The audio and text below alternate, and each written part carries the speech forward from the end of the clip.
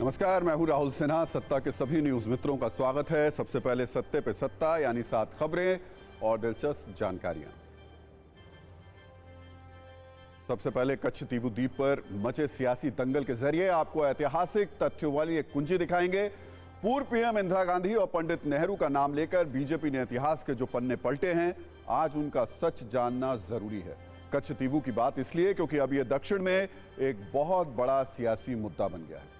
उसके बाद अरविंद केजरीवाल पर सत्ता की पॉलिटिकल कुंजी, जो अब तिहाड़ से सत्ता संभाल रहे हैं।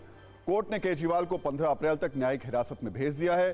केजरीवाल तिहाड़ में जेल नंबर 2 की बैरक में अकेले रहेंगे। इस दौरान उन्होंने रामायण, गीता और हाउ प्राइम मिनिस्टर्स डिसाइड किताब रखने की इजाजत मांगी है। इसके बाद न्यूज मित्रों के लिए मोबाइल वाले खतरे की घंटी बजेगी। केंद्र सरकार ने एक अलर्ट जारी किया है, जिसके मुताबिक आपके मोबाइल पर जूस जैकिंग अटैक हो सकता है। आखिर ये क्या है और इससे आप कैसे बच सकते हैं, इस पर भी सत्ता की कुंजी तैयार है। लेकिन पहले देश की कुछ बड़ी खबरें। आज रिजर्व बैंक ऑफ इंडिया को 90 साल हो गए हैं। इस मौके पर पीएम ने कांग्रेस सरकार को उसकी नाकामियों की याद दिलाई। पीएम ने कहा, वर्ष 2014 में भारत का पूरा बैंकिंग सेक्टर समस्याओं और चुनौतियों से जूझ रहा था, लेकिन आज ये बैंकिंग सिस्टम प्रॉफिट में है। आज मिशन राजस्थान पर पहुंचे गृह मंत्री अमित शाह ने भी इंडिया गठबंधन पर परिवारवाद वाला प्रहार किया। शाह ने कहा, घमंडिया गठबंधन के नेता सिर्फ अपने परिवार के बारे में सोचते हैं। अमित शाह के अनुसार भले ही कितने राजनीतिक दल आए एक हो जाएं, लेकिन आएंगे तो मोदी ही। ज्ञानवापी मस्जिद के व्यास तहखाने में शंख, घंटी और मंत्रोच्चार होता रहेगा। पूजा पहले की तरह जारी रहेगी। आज सुप्रीम कोर्ट ने इस पर मुस्लिम पक्ष की याचिका को खारिज कर दिया। कोर्ट ने हिंदू पक्ष को भी नोटिस जारी किया और मस्जिद का गूगल अर्थ इमेज पेश करने का आदेश दिया। और सरकार ने मार्च में गुड्स एंड सर्विसेज टैक्स यानी जीएसटी से 1,78,000 करोड़ रुपए जुटाए हैं। ये वित्त वर्ष 2023-24 का दूसरा सबसे बड़ा कलेक्शन है। इससे पहले अप्रैल 2023 में जीएसटी से 1,87,000 करोड़ रुपए जुटाए गए थे। तो सत्ता में वर्ष 1974 में भारत सरकार द्वारा लिए गए एक ऐसे निर्णय की बात करते हैं जो 2024 के लोकसभा चुनाव में सुपर हॉट टॉपिक बन गया है। उत्तर भारत से लेकर दक्षिण भारत तक इस मुद्दे पर ध्वनि की गति से ज्यादा तेजी से विवाद बढ़ रहा है। प्रधानमंत्री नरेंद्र मोदी, विदेश मंत्री एस जयशंकर और कांग्रेस अध्यक्ष मल्लिकार्जुन खड़गे इस पर भर भर कर सोशल मीडिया पोस्ट लिख रहे हैं, बयान दे रहे हैं। रैलियों में इसका जिक्र हो रहा है और एक दूसरे पर देश को कमजोर करने का आरोप लग रहा है। इस विवाद का केंद्र बिंदु है तमिलनाडु में। भारतीय तट से करीब 33 किलोमीटर दूर 285 एकड़ की भूमि, इसका नाम है कच्छ तीवू और ये एक द्वीप है। आप जब भारत और श्रीलंका का नक्शा देखेंगे तो दोनों देशों के बीच रामेश्वरम से 33 किलोमीटर और जाफना से 62 किलोमीटर की दूरी पर कच्छ तीवू द्वीप है। 1974 तक इस पर भारत का दावा था, लेकिन अब यह श्रीलंका के कब्जे में है। आरोप है कि 1974 में भारत और श्रीलंका के बीच हुए एक समझौते में इंदिरा गांधी की सरकार ने यह द्वीप श्रीलंका को दे दिया। श्रीलंका को दिए द्वीप का सच क्या है, इस पर हमने एक तथ्यात्मक कुंजी तैयार की है। लेकिन उससे पहले यह समझिए कि 50 वर्ष पुरानी यह घटना अचानक 2024 के लोकसभा चुनाव में विमर्श का केंद्र कैसे बन गई। प्रधानमंत्री नरेंद्र मोदी ने आज एक आरटीआई के हवाले से इस पर सोशल मीडिया पोस्ट की। उन्होंने लिखा, यह चौंकाने वाला है। नए तथ्यों से पता चला है कि कांग्रेस ने जानबूझकर कच्छ तीवू द्वीप श्रीलंका को दे दिया। इसे लेकर हर भारतीय में गुस्सा है और एक बार फिर से मानने पर मजबूर कर दिया है कि कांग्रेस पर भरोसा नहीं कर सकते हैं। भारत की अखंडता, एकता को कम कर और हितों को कमजोर करना ही कांग्रेस के काम का तरीका है, जो 75 सालों से जारी है। पीएम मोदी के इस पोस्ट पर कांग्रेस अध्यक्ष मल्लिकार्जुन खड़गे ने भी जवाब दिया। उन्होंने कहा, तमिलनाडु में चुनाव है और पीएम मोदी के पास कोई मुद्दा नहीं है, इसलिए पीएम ने इस मुद्दे को उठाया है। इससे पीएम की हताशा साफ जाहिर हो रही है। खड़गे ने अपने सोशल मीडिया पर एक पोस्ट शेयर करते हुए कहा कि पीएम इसे चुनावी मुद्दा बनाना चाहते हैं, जबकि मोदी सरकार ने बांग्लादेश के साथ इसी तरीके का समझौता किया है। चुनाव से ठीक पहले इस संवेदनशील मुद्दे को उठाया जा रहा। हालांकि आज सोशल मीडिया पर पीएम मोदी और खड़गे के बीच हमला और जवाबी हमले से पहले कल पीएम मोदी ने मेरठ की रैली से इस मुद्दे को उठाया था और कांग्रेस पर देश को कमजोर करने का आरोप लगाया था। एक बार पहले कल का वो बयान सुनिए, फिर आपको सियासी फाइट की एक रील दिखाएंगे। तमिलनाडु में भारत के समुद्री तट से कुछ दूर, कुछ किलोमीटर दूरी पर श्रीलंका और तमिलनाडु के बीच में समंदर में एक टापू है, एक द्वीप है, कच्चा थीवू, अलग अलग नाम भी लोग बोलते हैं, कच्चा थीवू। ये द्वीप सुरक्षा की दृष्टि से बहुत महत्वपूर्ण है। देश आजाद हुआ तब हमारे पास था और ये हमारे भारत का अभिन्न अंग रहा है। लेकिन कांग्रेस ने 4-5 दशक पहले कह दिया कि ये द्वीप तो गैर जरूरी है, फालतू है, यहां तो कुछ होता ही नहीं है। और ये कहते हुए मां भारती का एक अंग आजाद भारत में ये कांग्रेस के लोगों ने, इंडियन अलायंस के साथियों ने मां भारती का एक अंग काट दिया।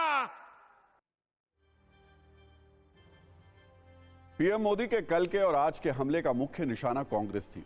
उनका हमला कांग्रेस पर केंद्रित था, लेकिन विदेश मंत्री एस जयशंकर ने कांग्रेस सरकार के दौरान हुए इस हमले का कैनवास और बड़ा कर दिया। उन्होंने ये सवाल भी उठाया कि 1974 में जब इंदिरा गांधी की सरकार इतना बड़ा इलाका श्रीलंका को सौंप रही थी, उस समय तमिलनाडु की तत्कालीन डीएमके सरकार ने विरोध क्यों नहीं किया। हालांकि विपक्ष इसे अब गैर जरूरी मुद्दा बता रहा है और ये पूछ रहा है कि 10 वर्षों में आपने उस द्वीप को वापस लाने के लिए क्या किया। दोनों तरफ से इस मुद्दे पर तीखे हमले हो रहे हैं।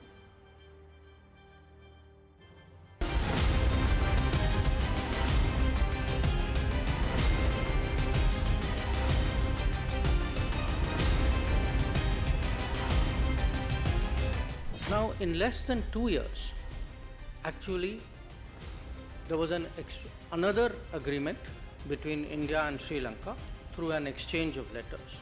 The fishing vessels and fishermen of India shall not engage in fishing in the historic waters, the territorial sea, and the exclusive zone of Sri Lanka. 1974, assurance is given. By 1976, an agreement is concluded which actually gives away this assurance.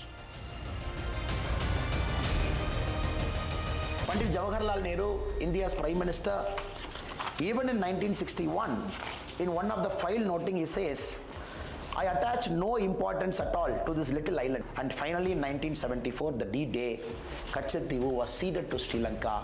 Why are you making up something after 50 years? Why are you not talking about what happened in the last 2-3 years? 2,000 square kilometers of Indian territory has been occupied by China. DMK, in collision with Congress, had made sure that what was part of India has been ceded away to Sri Lanka. So this has been we have been continuously protesting against what DMK and Congress has done for such a long time. Question is this: you say it is the Congress. Yes, the Congress did it. It was an historical wrong. People voted them out of power in 2014. In the last 10 years, you were here in power. What have you done? So they want to take up issues which will divert. So, first of all, the DMK and the Congress, they should not claim anything out of it. They have to apologize to the people of Tamil Nadu for handing over or selling this land. अब समझिए कि कच्छतीवू का पूरा मामला क्या है, ये कहां स्थित है और मौजूदा स्थिति क्या है। भारत के तमिलनाडु और श्रीलंका के बीच काफी बड़ा समुद्री क्षेत्र है। यहां कई सारे द्वीप हैं, जिनमें से एक द्वीप का नाम कच्छतीवू है। दावा किया जाता है कि इसका आकार 1.9 वर्ग किलोमीटर है। इस वीरान द्वीप पर भारत और श्रीलंका दोनों लंबे समय से अपना अपना दावा करते रहे हैं। 19वीं सदी तक ये इलाका रामनाथ साम्राज्य का हिस्सा हुआ करता था। 1974 से 1976 के बीच उस समय की भारतीय पीएम इंदिरा गांधी और श्रीलंका की पीएम सिरमाव भंडारनायके ने 4 समुद्री जल समझौतों पर दस्तखत किए। इसके तहत भारत ने इस द्वीप को श्रीलंका को सौंप दिया। तब से श्रीलंका इस द्वीप पर कानूनी तौर पर अपना दावा ठोकता है। लेकिन यह मामला यहां खत्म नहीं हुआ। बल्कि इसके 17 वर्ष बाद 1991 में तमिलनाडु विधानसभा में कच्छतीवु को एक बार फिर से भारत में मिलाने की मांग की गई। इसके लिए राज्य सरकार ने एक प्रस्ताव पास किया। 2008 में जयललिता कच्छतीवु द्वीप समझौते को रद्द करने के लिए सुप्रीम कोर्ट चली गई थी, लेकिन वहां सफलता नहीं मिली। 2023 में तमिलनाडु के सीएम एम.के. स्टालिन ने पीएम मोदी को पत्र लिखकर इस द्वीप को श्रीलंका से वापस लेने की मांग की थी। करीब 50 वर्षों के बाद अब यह मामला एक बार फिर विवादों में है। तमिलनाडु बीजेपी के अध्यक्ष ने एक आरटीआई के जवाब से यह मामला उठाया है। पीएम मोदी के बयान के बाद कांग्रेस को सफाई देनी पड़ रही है, जबकि विदेश मंत्री एस जयशंकर का दावा है कि इस द्वीप पर भारत का कब्जा नहीं होने के कारण पिछले 20 वर्षों में भारत के 6,180 मछुआरों को श्रीलंका ने हिरासत में ले लिया। इस दौरान श्रीलंका ने मछली पकड़ने वाली 1,175 नौकाओं को भी जब्त किया है। अगर भारत के पास ये द्वीप रहता तो श्रीलंका ऐसा नहीं कर पाता। यही नहीं, एस जयशंकर तो ये भी दावा कर रहे हैं कि देश के पहले पीएम पंडित जवाहरलाल नेहरू ने इस द्वीप को छोटा द्वीप बताते हुए कहा था कि वो इस छोटे से द्वीप को बिल्कुल भी महत्व नहीं देते और उन्हें इस पर अपना दावा छोड़ने में कोई झिझक नहीं है। एस जयशंकर के मुताबिक पंडित नेहरू ने यहां तक कहा था कि उन्हें इस तरीके के मामले अनिश्चितकाल तक लंबित रखना और संसद में बार बार उठाया जाना पसंद नहीं। अंग्रेज छोड़ के चले गए, तब क्लेम किया श्रीलंकन गवर्नमेंट ने कि ये टापू जो है ये हमारा है। तो हिंदुस्तान में सबने कहा कि नहीं, ये तो राजा रमनाथ के नाम से रजिस्टर्ड है, जो ब्रिटिश रिकॉर्ड्स के मुताबिक। लेकिन पार्लियामेंट में कई बार बातें उठती रहीं, इसके बारे में बहस चलती रहीं और फॉरेन सेक्रेटरीज और चीफ मिनिस्टर्स इसको लेके कभी कभार ये मुद्दा उठता रहा, अनटिल 1974 में इंदिरा गांधी जी ने इसको मान गई कि ये इसको उनको सौंपने में कोई हर्ज नहीं है। इससे एक जो हमारे रिलेशंस हैं उनमें भी कड़वाहट नहीं आएगी। यानी बीजेपी पंडित नेहरू के बयान और इंदिरा गांधी के समझौते को आधार बनाकर तमिलनाडु में कांग्रेस और डीएमके को बैकफुट पर करना चाहती है। जाहिर है लोकसभा का चुनाव है और बीजेपी तमिलनाडु में अपनी सीटें बढ़ाना चाहती है। तमिलनाडु में बीजेपी का चुनावी मीटर रिचार्ज करने के लिए पीएम मोदी 2024 में कई बार वहां का दौरा कर चुके हैं। चुनाव से पहले पीएम ने अपना पहला इंटरव्यू भी तमिलनाडु के एक स्थानीय चैनल को दिया और इस दौरान वो स्थानीय पारंपरिक वस्त्रों में थे। TV9 के ओपिनियन पोल में भी इस बात के संकेत मिले हैं कि बीजेपी तमिलनाडु में कुछ सीटें हासिल कर सकती है। शायद इसलिए नए और पुराने हर मुद्दे को बीजेपी तोल कर सामने ला रही। और सत्ता में अब बात करते हैं आम आदमी पार्टी की तिहाड़ वाली मुसीबत की। आज शराब नीति केस में दिल्ली की राउज एवेन्यू कोर्ट ने दिल्ली के मुख्यमंत्री अरविंद केजरीवाल को 15 दिन की न्यायिक हिरासत में भेज दिया। ईडी ने केजरीवाल को 21 मार्च को गिरफ्तार किया था। अब तक वो ईडी की हिरासत में थे।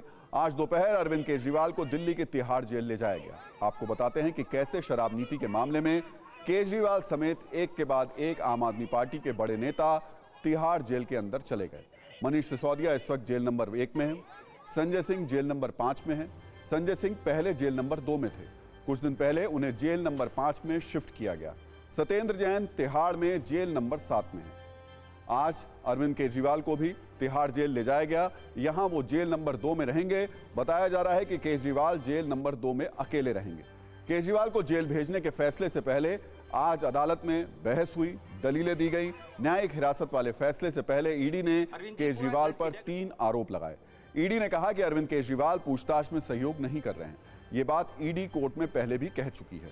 दूसरा आरोप यह कि ईडी ने कहा कि अरविंद केजरीवाल हमें गुमराह कर रहे हैं। सबसे गंभीर बात, ईडी की ओर से कहा गया कि अरविंद केजरीवाल अपने फोन का पासवर्ड शेयर नहीं कर रहे हैं। अदालत के फैसले से पहले आज भी अरविंद केजरीवाल ने TV9 भारतवर्ष के संवाददाता के सवाल का जवाब दिया और उन्होंने कहा ये जो कुछ भी हो रहा है वो देश के लिए अच्छा नहीं हो रहा है। सिर्फ 14 सेकंड में केजरीवाल का वो बयान सुनिए, उसके बाद आपको बताएंगे कैसे केजरीवाल के बाद अब सौरभ भारद्वाज और आतिशी का भी नाम इस केस में आ चुका है।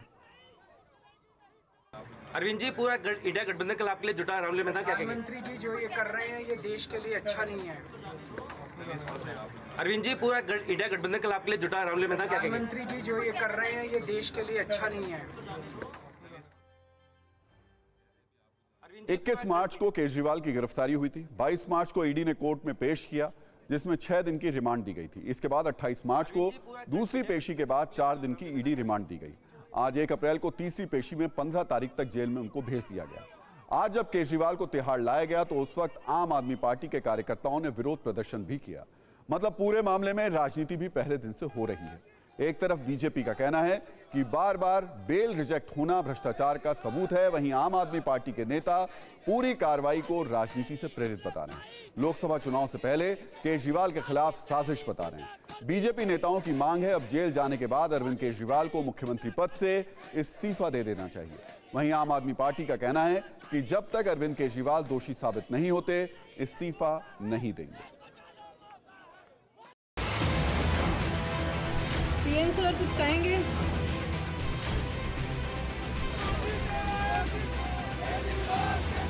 लोगों का एक ही मकसद है, इनको चुनावों में उनको जेल में डालना है। देश की जनता इस तानाशाही का जवाब देगी।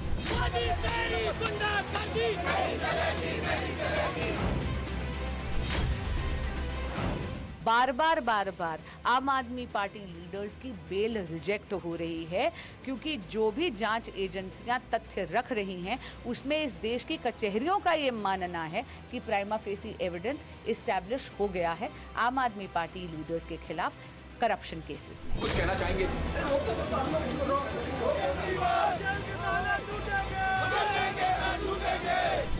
ईडी का इससे पहले क्या बोलती थी कि हमें अरविंद केजरीवाल जी से पूछताछ करनी है। 9 समन्स भेजे हैं, वो पूछताछ के लिए नहीं आए। ठीक है, आपने उनको कस्टडी में ले लिया, रात के अंधेरे में गिरफ्तार कर दिया, 11 दिन तक पूछताछ करी, कुछ नहीं मिला, अब तो रिहा करेंगे।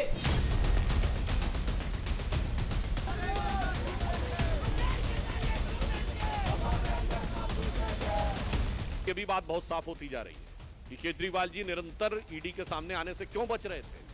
शायद वो इस संभावित खतरे से डर रहे थे कि मानो वो कह रहे हो कि केजरीवाल जी कह रहे हो बैठा हूं दिल में इतने राज छुपाए, जरा सा होंठ हिले तो जाने कितनों का दिल डगमगाए।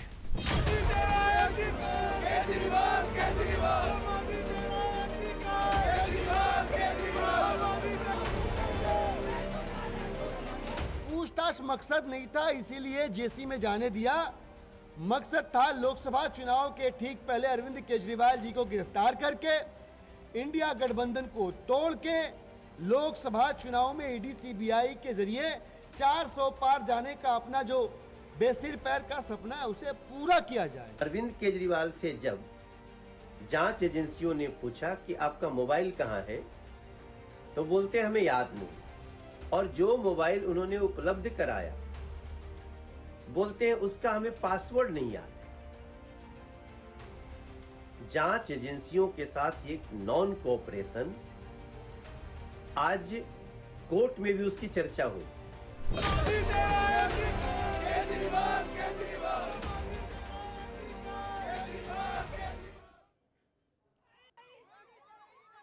राजनीति अपनी जगह है, आरोप अपनी जगह है, लेकिन सच यही है कि अब केजरीवाल की रात तिहाड़ जेल में कटेगी। सच यही है कि शराब नीति केस में आम आदमी पार्टी के नेता एक के बाद एक फंसते जा रहे हैं। हालांकि जेल जाने के बाद भी दिल्ली की सत्ता में अरविंद केजरीवाल ही हैं। वो जेल से कैसे दिल्ली चलाएंगे, कैसे बैठ के लेंगे, कैसे फैसले लेंगे, ये सब कुछ अदालत और जेल प्रशासन के नियम पर निर्भर करता है, दिल्ली के एलजी पर निर्भर करता है। फिलहाल आपको बताते हैं तिहाड़ जेल में अरविंद केजरीवाल का कल से रूटीन क्या होगा। सुबह 6:30 बजे ब्रेकफास्ट दिया जाएगा। सुबह 10:30 से 11 बजे तक लंच दिया जाएगा, जिसमें दाल, सब्जी, 5 रोटी और चावल रहेगा। शाम 3:30 बजे चाय और बिस्कुट दिए जाएंगे। शाम 4 बजे वकील से मिल सकेंगे। वो कैसे और कितनी देर तक मिलेंगे ये जेल प्रशासन तय करेगा। शाम 5:30 बजे डिनर दिया जाएगा, जो लंच की तरह ही होगा। शाम 7 बजे कैदी की तरह केजरीवाल वापस अपनी सेल में चले जाएंगे। एक नजर इस पर भी डालते हैं कि केजरीवाल को जेल में क्या सुविधाएं मिलेंगी। केजरीवाल जेल में टीवी देख सकेंगे। डायबिटिक होने की वजह से रोजाना जांच होगी। 24 घंटे डॉक्टर उपलब्ध रहेंगे। हफ्ते में 2 बार परिवार के सदस्यों से मिल सकेंगे। जेल प्रशासन की ओर से नाम और वक्त तय होंगे। एक जानकारी यह भी है कि अरविंद केजरीवाल ने अपने वकीलों के जरिए कोर्ट में एक याचिका दायर की है, जिसमें मांग की है कि उन्हें जेल में 3 किताबें ले जाने की मंजूरी दी जाए। केजरीवाल ने धार्मिक ग्रंथ श्रीमद् भागवत गीता, रामायण और वरिष्ठ पत्रकार नीरजा चौधरी की किताब हाउ प्राइम मिनिस्टर डिसाइड मांगी है। सवाल सिर्फ इतना ही नहीं है, अब दिल्ली की सत्ता कैसे चलेगी, केजरीवाल का अब क्या होगा। अब तो प्रश्न ये भी उठ रहा है कि केजरीवाल के बाद अगला नंबर किसका आएगा। ये सवाल इसलिए उठ रहा है क्योंकि आज अदालत में केजरीवाल ने खुद पार्टी के 2 नेताओं का नाम लिया। कोर्ट में पहली बार सौरभ भारद्वाज, आतिशी का नाम सामने आया। ईडी की तरफ से एसजी राजू ने कोर्ट में यह दावा किया, केजरीवाल ने पूछताछ में कहा कि विजय नायर उन्हें रिपोर्ट नहीं करता था। विजय नायर आतिशी और सौरभ भारद्वाज को रिपोर्ट करता था। जब आबकारी नीति आई तब ये दोनों मंत्री नहीं थे, इसलिए जब इस पर आतिशी से बात की गई तो उन्होंने कुछ भी कहने से इनकार कर दिया। मैम, आपका नाम आया है, आप कुछ कहना चाहेंगे? मैम, पहली बार आप कोर्ट में थी, उन्होंने कहा कि सीएम साहब ने कहा है कि विजय नायर आपको रिपोर्ट करते थे। मैम, आपका नाम आया है, आप कुछ कहना चाहेंगे? मैम, पहली बार आप कोर्ट में थी, उन्होंने कहा कि सीएम साहब ने कहा है कि विजय नायर आपको रिपोर्ट करते थे। मैम, आपका नाम आया है, आप कुछ कहना चाहेंगे? मैम, पहली बार आप कोर्ट में थी, उन्होंने कहा कि सीएम साहब ने कहा है कि विजय नायर आपको रिपोर्ट करते थे।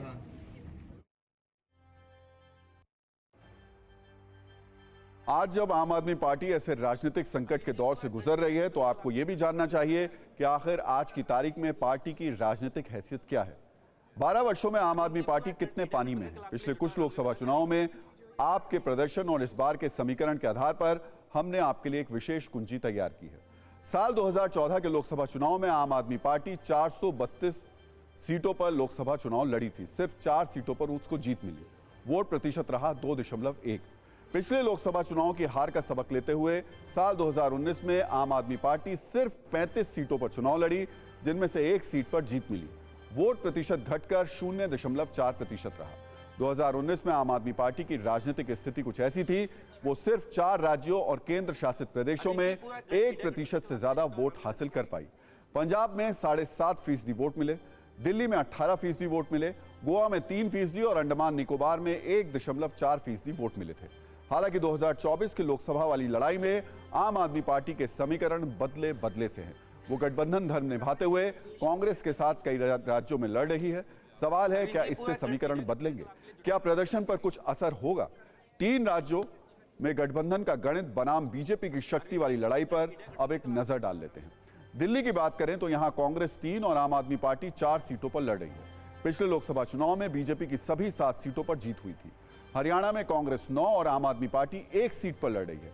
पिछले लोकसभा चुनाव में बीजेपी की सभी 10 सीटों पर जीत उसको मिली थी।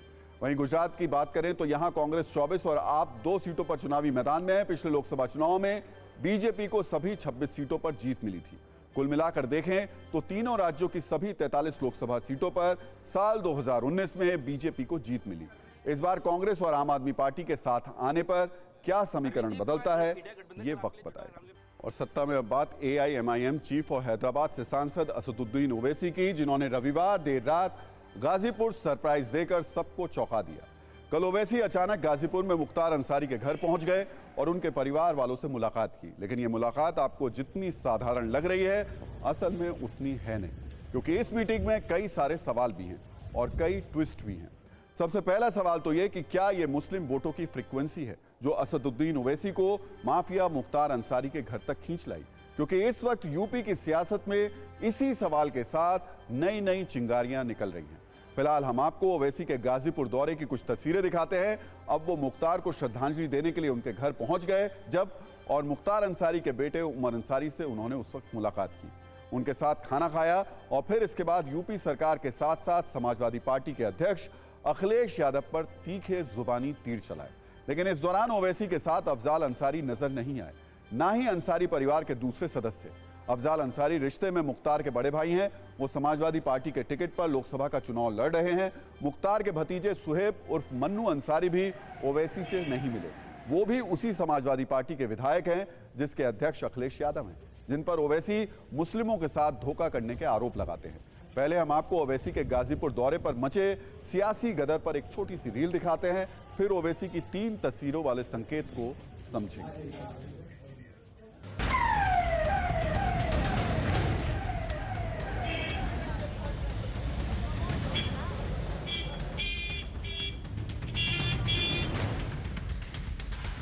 इतना बड़ा वाकया हुआ है, जुडिशियल कस्टडी में उनकी मौत हुई है और यहाँ की प्रदेश सरकार उसकी जिम्मेदार है, तो हम उनको कंडोलेंसेस और पुरसा देकर आए।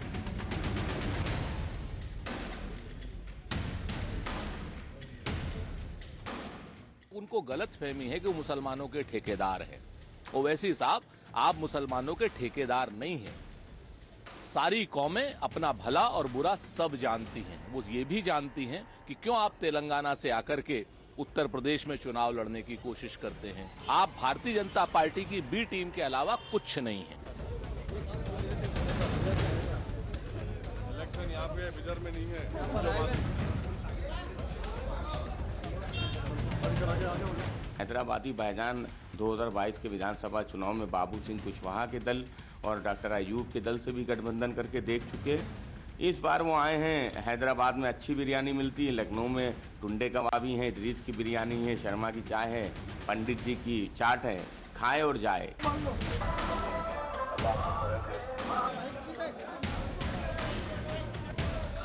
जहाँ के वो हैं वहाँ के वो सीटें बहुत कम लड़ते हैं, क्योंकि वहाँ की बड़ी पार्टी के साथ उनका तालमेल है। और जहाँ उनका कुछ नहीं है वहाँ वो बहुत सारी पार्टियों, बहुत सारे उम्मीदवार खड़ा कर देते हैं, केवल वोटों को काटने के लिए, वोटों को बांटने के लिए और एक तरह से भाजपा को जिताने के लिए। और अब हम इन 3 अलग अलग तस्वीरों के जरिए ओवैसी के मिशन मुख्तार और मुस्लिम फैक्टर को डिकोड करते हैं। पहली तस्वीर अपना दल कमेरावादी की पल्लवी पटेल के साथ है, जब ओवैसी ने पीडीएम मोर्चे का ऐलान किया। पी मतलब पिछड़ा, डी का मतलब दलित और एम का मतलब मुसलमान। इसके बाद उन्होंने लखनऊ में एआईएमआईएम के प्रदेश अध्यक्ष शौकत अली के घर पर रोजा इफ्तार किया और फिर वहीं से ओवैसी चुपके से गाजीपुर के लिए रवाना हो गए। इसकी खबर किसी को नहीं थी। दावा है गाजीपुर जाते वक्त ओवैसी ने अपने साथ के सभी लोगों के मोबाइल तक बंद करवा दिए। इसके बाद देर रात करीब 12:30 बजे वो मुख्तार के घर पहुंचे, उमर अंसारी से मिले और खाना भी खाया। इसलिए यह कहा जा रहा है कि पिछले कुछ घंटों में ओवैसी द्वारा हुआ ये सारा खेल मुस्लिम वोट बैंक का है और ये साबित करने की कोशिश की जा रही है कि आखिर मुसलमानों का असली रहनुमा कौन है। वैसे ओवैसी के विरोधी उनके मुख्तार प्रेम के पीछे मुस्लिम वोटों का गेम बता रहे हैं। दरअसल उत्तर प्रदेश में मुसलमानों की आबादी करीब 19% है। यूपी के करीब 6 जिले ऐसे हैं जहां मुस्लिम 40 से 50% तक है, जबकि 12 लोकसभा सीट ऐसी हैं जहां मुस्लिम आबादी 30 से 40% है। यूपी में मुस्लिम वोटर्स 26 सीटों पर निर्णायक भूमिका में हैं और गेम चेंजर साबित हो सकते हैं। पूर्वांचल में भी लोकसभा की कुल 29 सीटें हैं और यहां भी कई सीटों पर मुस्लिम वोटर्स की निर्णायक भूमिका है। इसी पूर्वांचल में बलिया, जौनपुर, घोसी, गाजीपुर और सोनभद्र ऐसी सीट हैं जहां मुख्तार फैक्टर हावी रहता है और शायद ओवैसी भाईजान ने अपने सियासी बैलेंस शीट में ये सारे गुणा भाग पहले ही कर लिए थे। तो अब इसको लेकर के यूपी की सियासत एक अलग तरीके से देखने को, सुनने को मिल रही है। लेकिन इसके बावजूद जैसा कि ओवैसी पर बाकी विपक्षी दल आरोप लगाते हैं, यहां भी उन पर आरोप लगाया जा रहा है कि वो इसके बहाने बीजेपी की मदद कर रहे हैं। खैर, इस सब के बीच में सत्ता में आज का टाइम खत्म हो गया। सभी न्यूज़ मित्रों से हमारी न्यूज़ रिक्वेस्ट है कि वो सत्ता की न्यूज़ रील्स को ज़्यादा से ज़्यादा शेयर करें और अपने सुझाव हमें व्हाट्सएप ज़रूर करें।